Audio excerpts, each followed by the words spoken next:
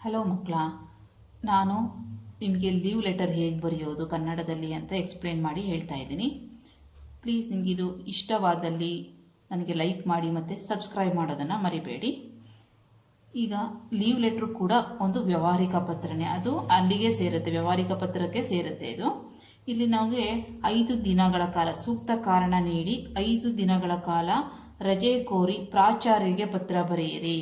ಪ್ರಾಚಾರ್ಯರಿಗೆ ಅಂದರೆ ಪ್ರಿನ್ಸಿಪಲ್ ಅಂತ, ನಿಮಗೆ ಮುಖ್ಯ ಶಿಕ್ಷಕರಿಗೆ ಬರೀರಿ ಅಂದರೆ ಅಲ್ಲಿಗೆ ಬರಿಬೇಕಾಗುತ್ತೆ ನೀವು. ಇದು ವ್ಯಾವಹಾರಿಕ ಪತ್ರ ಆದ್ರೂ ಇಲ್ಲಿ ನೀವು ಇಂದ ಇವರಿಗೆ ಅಂತ ಏನೂ ಬರೆಯೋ ಅವಶ್ಯಕತೆ ಇರಲ್ಲ, ಡೈರೆಕ್ಟಾಗಿ ನೀವು ಬರಿಬೋದು. ಪ್ರಾಚಾರ್ಯರು, ನೀವು ಯಾವ ಸ್ಕೂಲಲ್ಲಿ ಓದುತ್ತಾ ಇದ್ದೀರಾ, ಊರು, ಇಲ್ಲಿ ದಿನಾಂಕ ಬರಿಬೇಕಾಗುತ್ತೆ. ಡೈರೆಕ್ಟಾಗಿ ಮಾನ್ಯರೇ ಅಂತ ಹೇಳಿ ವಿಷಯ ಏನು, ರಜೆ ನೀಡಲು ಕೋರಿಕೆ, ಅದನ್ನು ಎಕ್ಸ್ಪ್ಲೇನ್ ಮಾಡಿ. ಏನಕ್ಕೆ ನೀವು ಕಾರಣ ಕೊಡಿ ಅಂತ ಕೇಳಿದಾಗ ನಾನು 8ನೇ ತರಗತಿಯ, ನೀವು ಯಾವ ತರಗತಿ ಓದ್ತಾ ಇದ್ದೀರಾ ಅದನ್ನು ಮೆನ್ಷನ್ ಮಾಡಬೇಕಾಗುತ್ತೆ.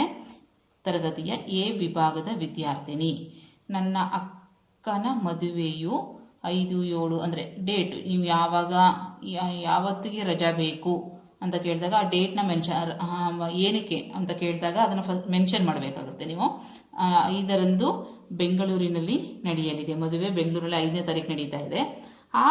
ಈ ಕಾರಣಕ್ಕೆ ನನಗೆ 5 ದಿನಗಳ ಕಾಲ ಶಾಲೆಗೆ ಬರಲು ಸಾಧ್ಯವಾಗದು.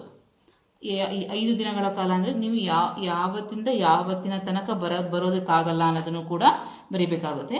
ಆದ್ದರಿಂದ ನನಗೆ 4/1/2021 ಆ ಡೇಟ್ನ ಮೆನ್ಷನ್ ಮಾಡಿ, 4/1/2021ರಿಂದ 8/1/2021 ರಜೆಯನ್ನು ನೀಡಬೇಕೆಂದು ವಿನಂತಿ.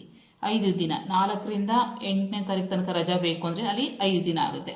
4 ದಿನ ಅಂತಂದಾಗ 4 ದಿನ ಸೂಕ್ತ ಕಾರಣ ಕೊಟ್ಟು 4 ದಿನಗಳು ದಿನಗಳ ಕಾಲ ರಜೆ ಕೋರಿ ಪತ್ರ ಬರೀರಿ ಅಂದರೆ 4 ದಿನ ಅಂತ ಬರೀಬೇಕಾಗತ್ತೆ ನೀವು. ನೆಕ್ಸ್ಟ್ ವಂದನೆಗಳೊಂದಿಗೆ ಅಂತ ಬರೆದು ನಿಮ್ಮ ವಿಧೇಯ ಅಂತ ಹೇಳಿ ನಿಮ್ಮ ಹೆಸರನ್ನ ಬರೀಬೇಕಾಗುತ್ತೆ. Thank you very much.